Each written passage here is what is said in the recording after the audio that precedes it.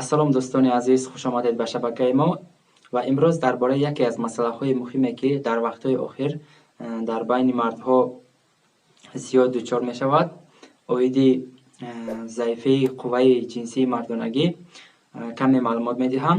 Ва пеш аз оғози мавзӯъ ба шумо як хабари хуш расондан ҳастам оиди коронавирус. Дар Федератсияи Россия бар зидди коронавирус антитела муайян карда шуд дар организм ва тест ихтироъ карда шуд, ки онро дар ҳар як организм муайян карда метавонад. Яъне ин аз он гувоҳӣ медиҳад, ки дар рӯзҳои наздик ваксинаи ин вирус ихтироъ хоҳад гашт. оғоз мекунем мавзӯъро ва мардоне ки ба мутахассис муроҷиат мекунанд бо қувваи заифии мардонагии ҷинсӣ, бо чунин саволҳо онҳо зиёд муроҷиат мекунанд. олод нағз намехезад, қувваш кам, сахт нест. дуюм савол: олод мехезад, вале дар вақти алоқа хеле зуд хоб меравад, бесӯзшавӣ. саволи дигар: олод мехезад, вале дар вақти алоқа зуд сперма омада мемонад. дар баъзе вақтҳо ин 1 дақиқа намекашад ва ё дар баъзе вақтҳо аз 5 дақиқа намегузарад. саволи чорум: олод мехезад, вале дар вақти алоқа сперма наомада, олод хоб рафта мемонад. ин дар 75% мардоне ки ба мутахассис муроҷиат карда мешаванд, чунин саволҳо мавҷуд ҳастанд ва чунин саволҳоро пешниҳод мекунанд. ва пеш аз ҳама сабабҳое ки ба чунин норасогии заифи қувваи ҷинсии мардонагӣ оварда мерасонанд, ин пеш аз ҳама яке аз сабабҳояш фарбеҳӣ мебошад.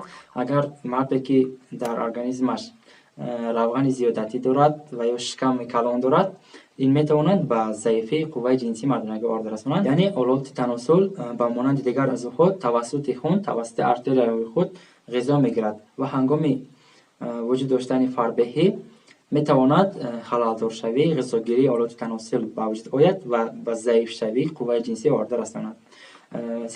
яке аз сабабҳои дигараш ин алкоголизм ва ё сигаркашӣ мебошад. дар мардҳое ки сигор мекашанду алкоголизм, яъне нӯшокиҳои спиртӣ менӯшанд, нисбатан ба мардоне ки ин одатҳои бадро надорад, заифшавии қувваи ҷинсӣ бисёр ба назар мерасад. ва яке аз сабабҳои дигар бемориҳои ҷинсии гуногун мавҷуд аст, ки ба заифшавӣ оварда мерасонанд. ин гонорея, ВИЧ, гепатит Б, С, герпес вирусҳо, хламидиоз. агар мард чунин бемориҳоро аз сар гузаронда бошад ё дорои чунин бемориҳо бошад, метавонад ба заифшавии қувваи ҷинсӣ оварда расонад. яке аз сабаби дигар ин стресс мебошад. агар мард ҳам дар вақти кор, ҳам дар хона бисёр дар ҳолатҳои стресс бошад, ин ҳам метавонад ба сӯзшавӣ, яъне заифшавии қувваи мардонагӣ оварда расонад.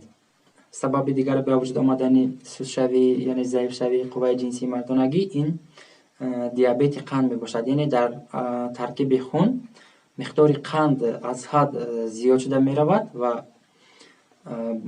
ба гардиши хуни системавӣ таъсири худро мерасонанд ва дар натиҷа олоти таносул аз ғизои мунтазам маҳрум мешавад ва дар натиҷа метавонад инкишоф ёбад. сабаби дигар, агар мард дорои ягон беморӣ бошад ва дар табобати он беморӣ якчанд маводҳои доригиро истифода карда бошад, метавонад он маводҳо низ ба қувваи ҷинсии мардонагӣ таъсир расонад. ва хусусан дороворҳое ки дар вақти алоқаи ҷинсӣ истифода мешавад, ба монанди маводҳои доригие ки ҳолати эрексияро зиёдтар ба вуҷуд меорад, аз меъёр зиёд истифода бурдани онҳо низ ба пастшавии қувваи ҷинсии мардонагӣ оварда мерасонад. ва яке аз сабабҳои дигари ин, агар мард дар ҷавонияш травмаи психологӣ гирифта бошад, яъне ягон шахси наздикашро аз даст дода бошад, модар ё падарашро ё дигар ёр бародар, инҳо низ метавонанд ба заифшавии қувваи ҷинсии мардонагӣ оварда расонад. яке аз сабабҳои дигар ин бемориҳои ирсӣ, яъне бемориҳои модарзодие ки дар узвҳои ҷинсӣ мавҷуд аст, метавонад инҳо ҳам ба заифшавии қувваи ҷинсии мардонагӣ оварда расонад.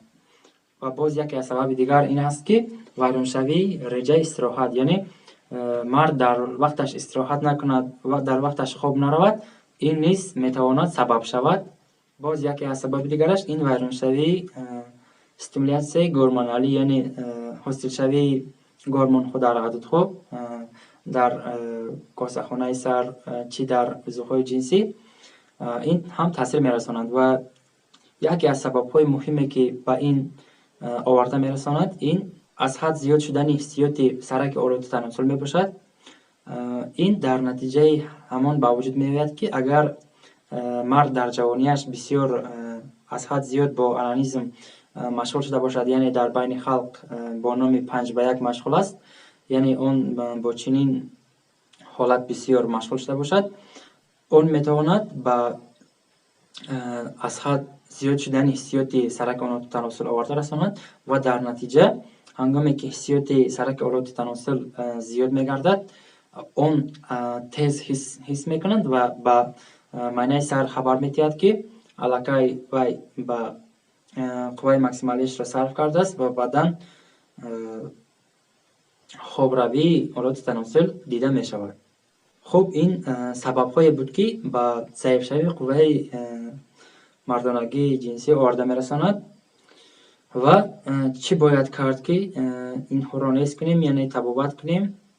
Табобати хуб, ин табобати этиологӣ мебошад, яъне ман сабабҳое ки дар пеш номбар карда гузаштам, агар дар шумо ҳамин сабабҳо вуҷуд дошта бошад, ҳаминҳоро бартараф кунед, шумо дигар ин муаммо шуморо нороҳат намекунад. яъне шумо фарбеҳ бошед ё бисёр алкоголизм ё сигаркашӣ дошта бошед, ҳамин одатҳои баъди худро партоед ва ин муаммои шумо бартараф мешавад.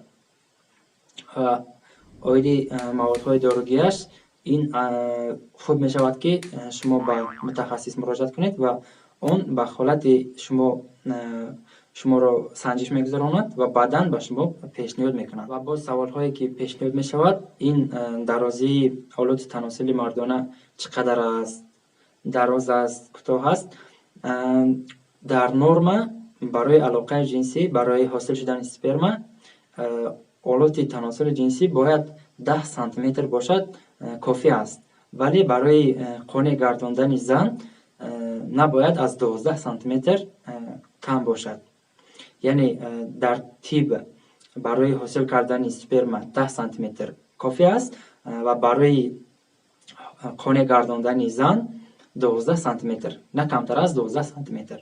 ва боз яке аз саволҳои зиёд дучоршаванда, ин вақти алоқаи ҷинсӣ чӣ қадар бояд бошад.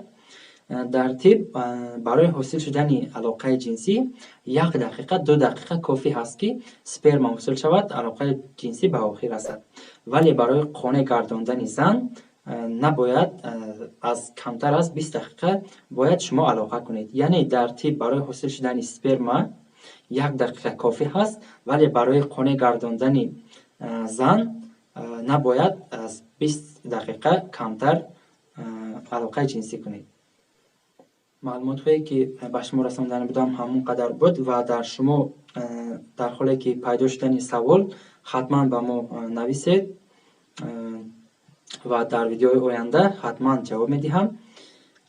ва ба канал обуна шавед, лайк монед ва ба ёру рафиқон видеоро тақсим кунед, то ин ки онҳо низ хабардор шаванд.